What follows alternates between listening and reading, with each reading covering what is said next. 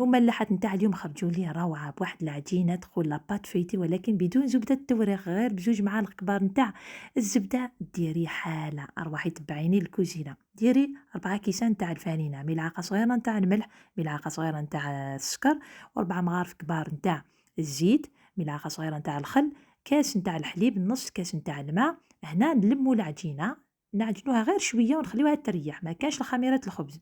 بالنسبة للحاج درت البصل قليتو، زدتلو البلون دو بولي، ملح، فلفل كحل، بابريكا، الثوم، بودرة الثوم ولا طوماط، ونخليها طيب. هنا نروحو نجيبو العجينة بعد ما ريحت، نقسموها إلى 4 كريات ونخليهم يريحوا. نجيبو 2 معالق كبار نتاع الزبدة ندوبوهم ونخليهم يبردوا. نحلو الكرية الأولى على شكل مستطيل، نحلو الكرية الثانية على شكل مستطيل، ندهنوها بالزبدة كما راكم تشوفوا هكا. نعاود نرجعو هذيك اللي حليناها الأولى نحطوها من الفوق، ندهنوها ثاني بالزبدة. شوفوا كلش راه واضح في لا فيديو، نبليوها هكا ونزيدو ندهنوها ونعاود نبليوها هكا ونخليوها تريح 5 دقائق. دونك نخليوها هكا كيما المسمن.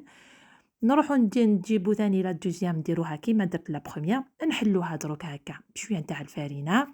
تجيبي البلا نتاعك، حليها قيسي هذاك البلا، حطي الطبقة الأولى، حطي هذيك لافارس بعد ما بردت، زيدي لها لا موتزاريلا، حطي الطبقة الثانية هنايا ديريكتومون. شوفوا حاجة ساهلة، دهنوها بصفار بيضة وشوية نتاع الخل، قسموها هكا، تراسيوها ما تقسموهاش حتى لتحت باش كي تطيب تسهلكم العملية.